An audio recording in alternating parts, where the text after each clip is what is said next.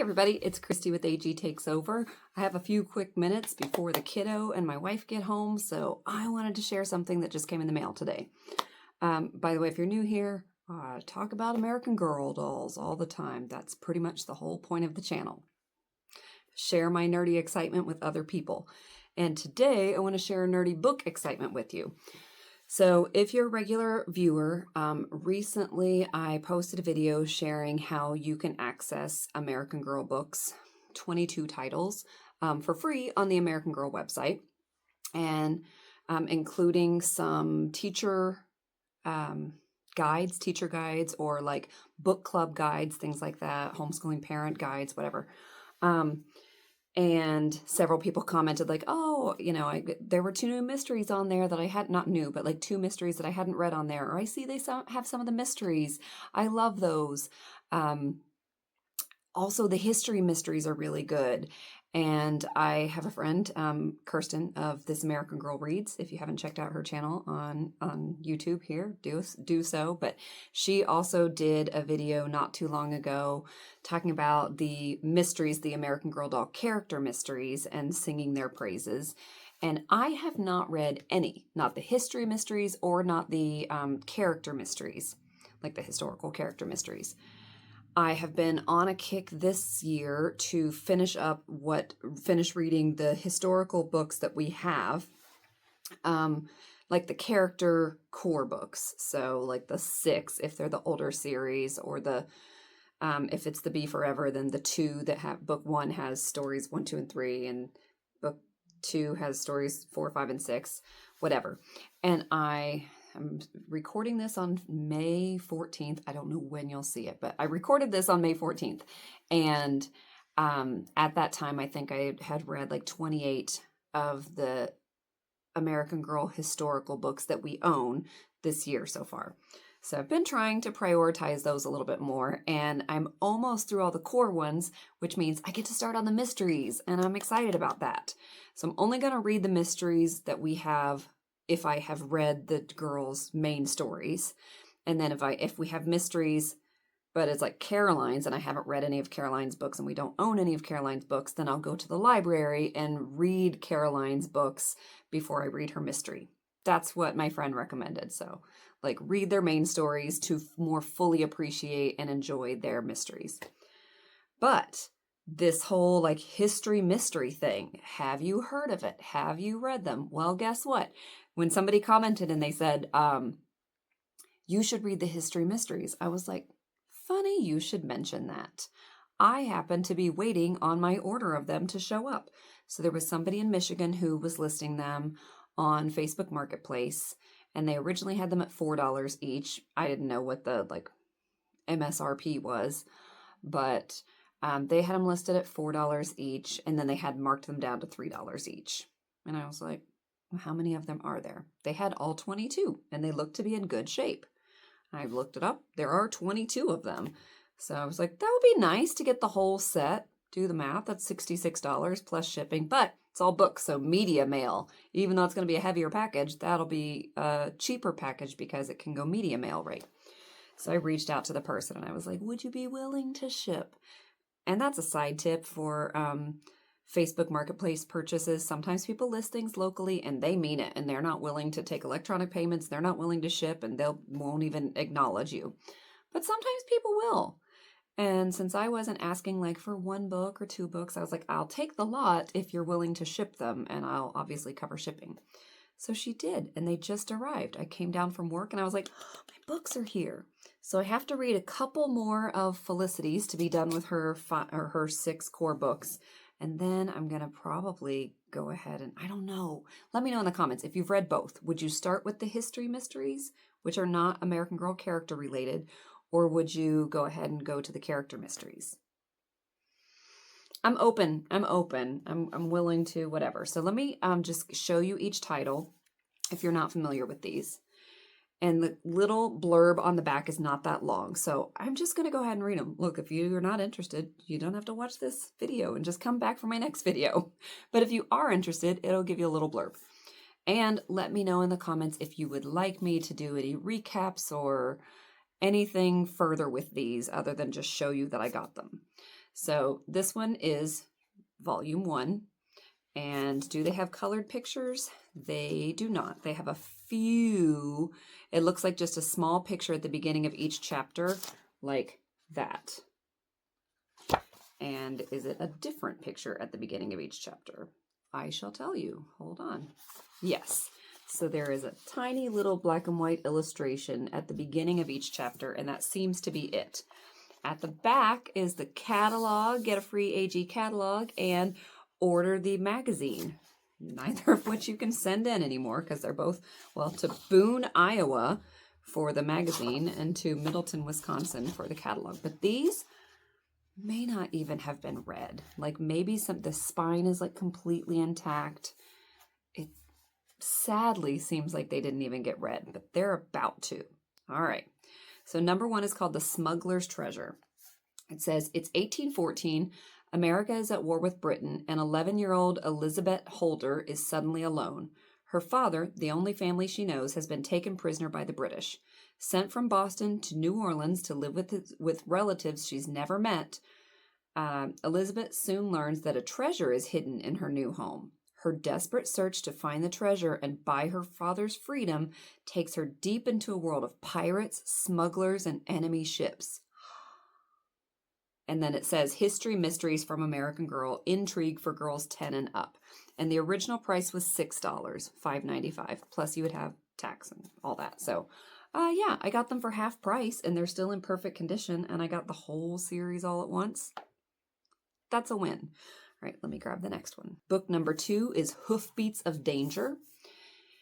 It's 1860. Annie Dawson loves living on the Red Buttes Pony Express station, with daring riders like her friend Billy Cody racing through to carry the mail coast to coast. But more than anything, Annie loves the pony Magpie.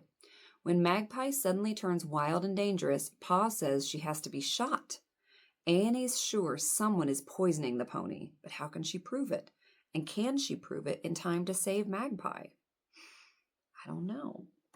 Also, another thing that I'm open to, like totally open to, is doing read alouds with these. So if that's something people are interested in, just let me know. All right, chapter number 3 is The Night Flyers. It's 1918. Pam Lowder and her papa raised the best homing pigeons on the North Carolina coast, homers with the rare ability to fly at night. While Papa's away in World War I, a stranger with a foreign accent comes to town. Soon, Pam's best birds start to disappear, and Pam is sure the stranger is stealing them. Instead, she finds evidence of something much worse. Could the stranger be an enemy spy threatening everything Pam holds dear, even Papa? I don't know. Don't spoil it if you know. Book 4 is Voices at Whisper Bend. It's 1942. America has just entered World War II, and Charlotte Campbell's brother Jim has gone to fight. 12-year-old Charlotte wants to help the war effort too, so she and her classmates start a scrap metal drive. When all the metal is stolen, Charlotte is furious. Her determination to catch the thief leads her out on the rain-swollen river at night. There, she discovers evidence that she doesn't want to find, and there she faces the fear that haunts her. Voices at Whisper Bend. Next one, Book 5, Secrets on 26th Street. It's 1914. Susan O'Neill's widowed mother takes in a boarder to help pay the rent, an Englishwoman named Bee. As Susan helps Bee unpack, she glimpses a letter with the words, "Must be kept secret for now." Susan forgets about the letter for weeks, until Mum disappears. Suddenly, Susan remembers how little they know about Bee, and she becomes sure that Bee is involved somehow in Mum's disappearance. To find her mother, Susan must discover the secrets their mysterious boarder is hiding. There you go. Would be fun to kind of place these in the timeline, like whose stories they're most closely aligned with time-wise, or like place all the historical stories geographically and see like which area of the country has American Girl focused most on, in terms of number of stories. I don't know. I know some of you are nerdy enough that you would enjoy that. I would. All right, number 6. The Mystery of the Dark Tower. It's 1928. Bessie Coulter's father whisks her from their North Carolina farm to Harlem, New York with no explanation, leaving Mama behind. 12-year-old Bessie's determination to find out what's happening to her family leads her into the midst of the vibrant Harlem Renaissance. As she searches for the truth about her family, she meets writers, artists, jazz dancers, even a millionaire and a woman rumored to have magical powers. The other thing about these, and you wouldn't know it because I haven't been opening them to show you, but okay, author Evelyn Coleman. I'll go back a second. I think these are all like not the standard authors. Elizabeth McDavid Jones. There is a color picture at the beginning. Catherine Ayers. Yeah, so it seems like each one is a picture of their face. Elizabeth McDavid Jones. So there's a repeat. Just like a bigger picture of what's already on the front, I guess. Holly Hughes. And Sarah Masters Buckley. So for the rest of the book, so I don't have to keep going backwards, I'll just tell you who it is by at the beginning. All right, Trouble at Fort LaPointe. And there's the image. Oh, this one has a map. Suzette's World, LaPointe Island in 1732, Kathleen Ernst. And the back says, it's 1732. Suzette Choudoir has spent each of her 12 summers on LaPointe Island, where the Ojibwe people camped by the French fur trade fort. Oh my gosh, the French fur trade fort. This year, she's especially eager to arrive. If Papa wins the trappers competition, the prize will let him stay with his Ojibwe family year-round instead of wintering in far-off Montreal with the other French voyageurs. But a troublemaker sabotages the competition and Papa. Only someone who's both Ojibwe and French can figure out what's going on. Someone like Suzette. All right, next one is Under Copp's Hill. And there's the close-up picture. Here's a map, so that maybe this kind of started later in the books. Because I don't think the other ones had this. Innie's World, Boston. I don't think the other ones had this. I think it must have started with...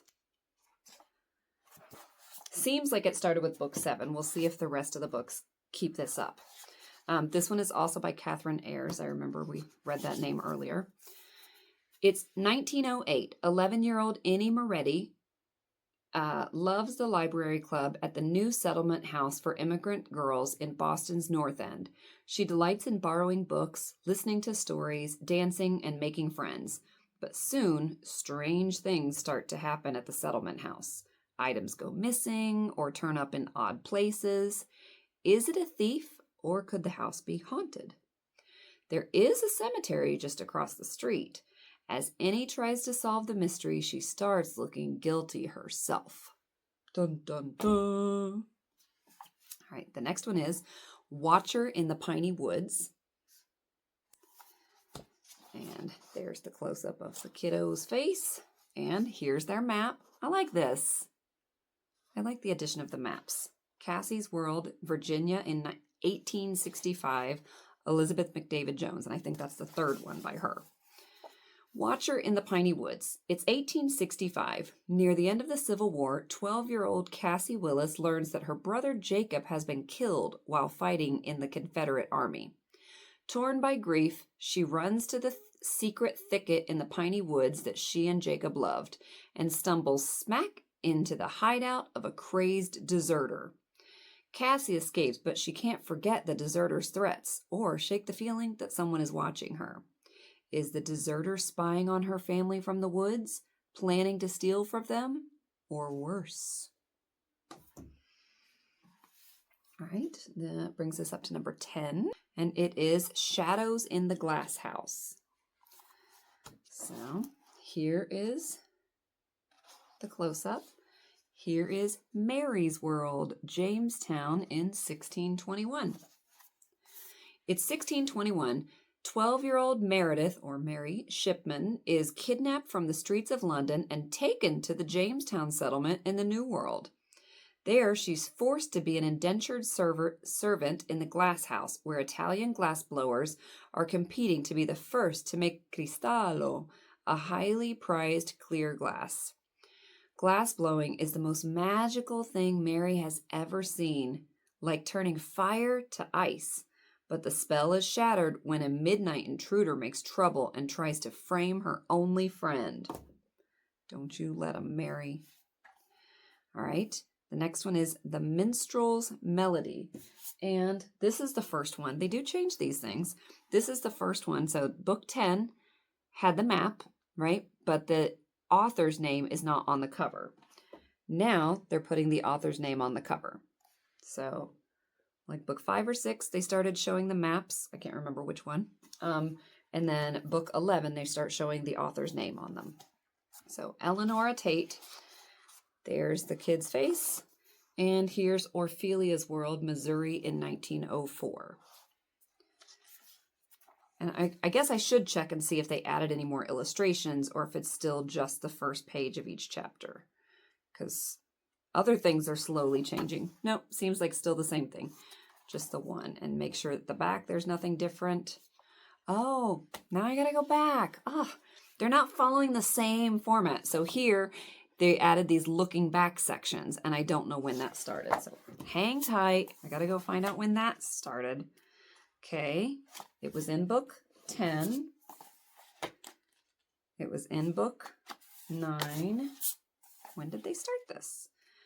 Book 8. Book 7.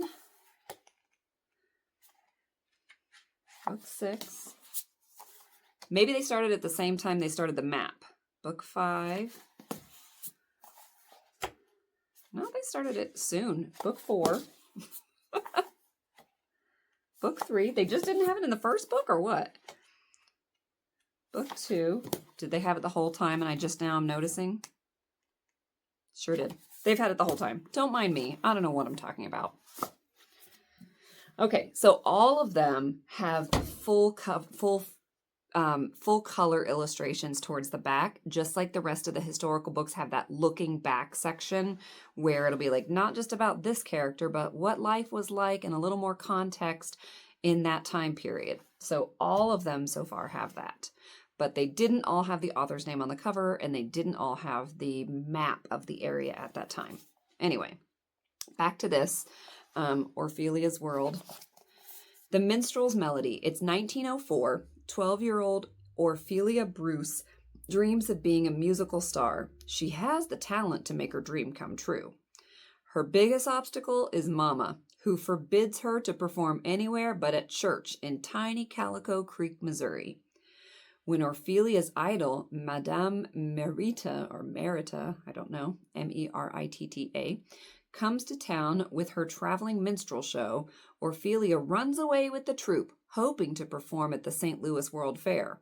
On the road, Orphelia learns about show business and uncovers haunting secrets about her family's past. These are some adventures, a 12-year-old just running away to join a minstrel show. Okay. This one, Catherine Rice, or Reese. We hadn't come across that name yet. There we go. And here's the close-up. Here's Ida Kate's World, Kansas in 1878. And there's the peek into the past. And it's got several pictures. They're not all full color, but some of them are. All right, let's see. Riddle of the Prairie Bride. It's 1878. All winter, Ida Kate Deming and her papa have exchanged letters with Caroline Fairchild, a widow from back east who answered papa's ad for a bride. We'll just put an ad in the paper. When Caroline accepts papa's proposal of marriage and arrives at their Kansas homestead, everything seems perfect. Ida Kate will have a mother again. Papa will have a wife. Caroline and her baby will have a family. So what is Ida Kate to do when she begins to sense that something is very wrong? and that her life and Papa's may be in danger.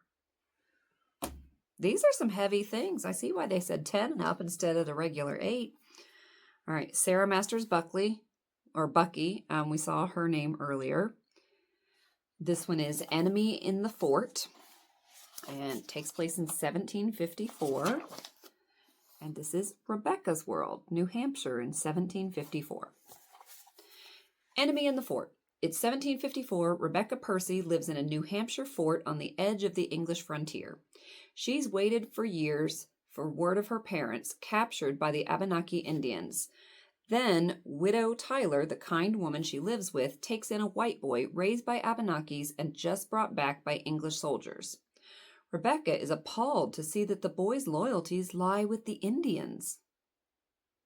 When were these written? Lies with the Indians. Let's see. 2001, so 24 years ago. Okay. Is he responsible for a rash of thefts at the fort? Even for the latest... Oh my gosh, let me try this again. You're like, no, I don't want you to read it out loud. Is he responsible for a rash of thefts in the fort, even for the latest Indian attack? The answers shake Rebecca's deepest beliefs about Indians and settlers. All right, next one. Book 14 is Circle of Fire. And it's got Evelyn Coleman's name on it. I feel like maybe I mentioned her name once earlier.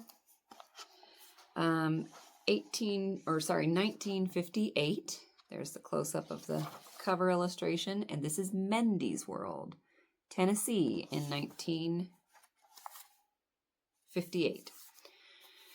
Circle of Fire. It's 1958. Mendy Thompson's secret hideaway is the most beautiful place she knows. A hidden forest clearing near her home in the Tennessee mountains.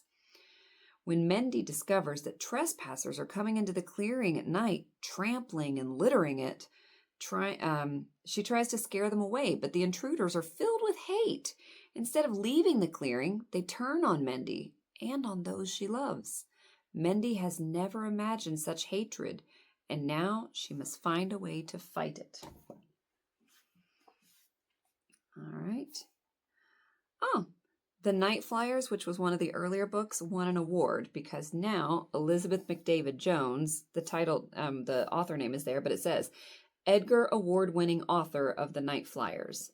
So that either means The Night Flyers won the Edgar Award, or she's an Edgar Award-winning author from some other book, and she also happens to have written The Night Flyers. I don't know. You can look that trivia up if you want. I can't because I'm on my phone. All right, hold on. All right, this one is Book 15, Mystery on Skull Island. So there's the cover. There's the close-up. And here is the map. Rachel's World, Charlestown in 1724. Mystery on Skull Island. It's 1724. Soon after Rachel Howell joins her wealthy father in Charlestown, South Carolina, she becomes friends with Sally, the tavern keeper's daughter. When 12-year-old Rachel is forbidden to see Sally, the girls find a secret meeting place, because girls will find a way. A deserted island in the Ashley River. There, they discover mysterious carvings, a faint trail, a hidden lagoon, and danger that threatens everything Rachel holds dear. Dun, dun, dun.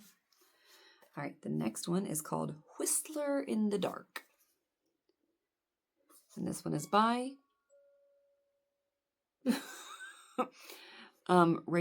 Rebecca's carousel just randomly made a noise. Okay. Is it haunted? Anyway, this is Kathleen Ernst. She wrote at least one of the other books. Here's the close-up of the picture. And here's Emma's World, Colorado in 1867. Whistler in the Dark. It's 1867. 12-year-old Emma Henderson is mortified when Mother takes to wearing a reform dress. Hideous bloomers! Worse, Mother has accepted a newspaper job in wild, far-off Colorado territory. But even Emma can't imagine just how badly things will go in Twin Pines. From the moment she and Mother step off the stagecoach, it's clear that someone doesn't want them here. Okay, so this one says by Kathleen Ernst, Edgar Award nominee for Trouble at Fort LaPointe. I wonder what the Edgar Award is. So this author didn't win one, but she was nominated. Really have no idea what the Edgar Award is. All right, next one is Mystery at Chilkoot Pass. I don't know if I'm saying that correctly. Barbara Steiner. I don't recognize that name, so she might have been a new author contributor. There's the close-up. Hetty's World, Alaska in 1897. Mystery at Chilkoot Pass. Or Chilkoot, I really don't know. It's 1897. Swept up in the Great Klondike Gold Rush, Hetty McKinley sails north with Papa and her dashing Uncle Donald. Landing in Alaska, Hetty feels excitement in the air, but as the McKinleys trek the rugged trail inland to Chilkoot Pass, their adventure turns grim. Winter descends, and Hetty discovers she is traveling with thieves, one of whom may be her own uncle. By the time she unveils the truth, Hetty and her family have been changed forever by their journey to the far north. All right, next one. We're on 18 and there are 22, so we're getting there. The Strange Case of Baby H. And this is by Catherine Rice or Reese. We have come across her name before. So here is the close-up. And the map, Clara's World, San Francisco in 1906. The Strange Case of Baby H. It's 1906. Hours after the Great San Francisco earthquake hits, Clara Kerfman finds a baby abandoned on her doorstep, apparently orphaned in the quake. Clara's family welcomes the baby, hoping he can fill the void left by the death of Clara's brother 2 years before. But Clara soon suspects the baby is not what he seems. He's a lizard. Just kidding. He's still a baby. And that he's in danger. Pursuing her suspicions through the devastated city, Clara encounters both tragedy and unexpected blessings. All right, number 19, Danger at the Wild West Show by Allison Hart. I don't think we saw that name before. Maybe I'll do a little grid at the end up here, showing all the authors' names and which ones were repeat authors so you can see who wrote the most books in this series. Okay, here's the close-up. And here's Rose's World, Louisville, Kentucky in 1886. Danger at the Wild West Show. It's 1886. Rose Taylor loves touring with a Wild West show, even if she does only get bit parts instead of her own trick writing act. But the show turns a little too wild when a military hero is shot during a performance, and the police arrest someone that Rose knows is innocent. With nothing but her own logic and the mysterious words of a Sioux performer, Sioux, Native American, to guide her, she sets out to discover the real shooter and finds that she's riding straight into danger herself. I'm ready to read these, friends. All right. Next one is Gangsters at the Grand Atlantic. It's book 20 by Sarah Masters Bucky, our good friend Sarah. Here's the close-up. And here's Emily's World, the New Jersey Shore in 1925. A Jersey Shore girl. It's 1925, Gangsters at the Grand Atlantic. It's 1925. Emily Scott can't believe her luck when she and her older sister Dorothy are invited to spend a week at a fancy hotel on the Jersey Shore. But Emily's excitement turns to fear when she spots a hotel guest she recognizes from the city, a dangerous gangster. Dorothy is far too busy impressing her wealthy friends to listen to her sister's worries. So it's up to Emily to figure out what the sinister man is doing at the Grand Atlantic and whether he means big trouble for the people Emily loves most. All right, 2 more. Book 21, Ghostlight on Graveyard Shoal. And this is by Elizabeth McDavid Jones, Edgar Award-winning author of The Night Flyers. Here is Rhoda's World, Glen Island, Virginia, 1895. Ghostlight on Graveyard Shoal.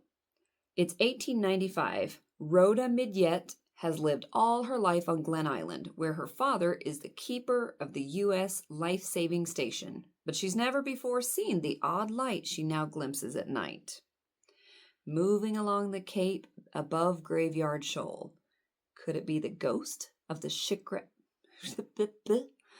Could it be the ghost of the shipwrecked sea captain who is said to haunt the island? Or is it something just as impossible? An islander, a friend or neighbor, shining a light to lure ships to their destruction on the dangerous shoal. We're going to have to read to find out. Last one, Betrayal at Cross Creek, also by Kathleen Ernst. She's written a few of these. And here's the close-up. And here is Elspeth's World, North Carolina in 1775. Betrayal at Cross Creek. It's 1775. Elspeth Monroe, who newly came from Scotland, is just beginning to feel at home in North Carolina, with a new friend and a weaving apprenticeship she loves.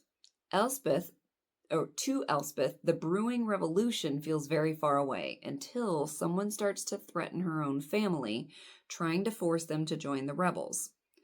When her grandfather marches off to fight with the British, Elspeth is left alone to protect her grandmother and to figure out who is putting her family in danger.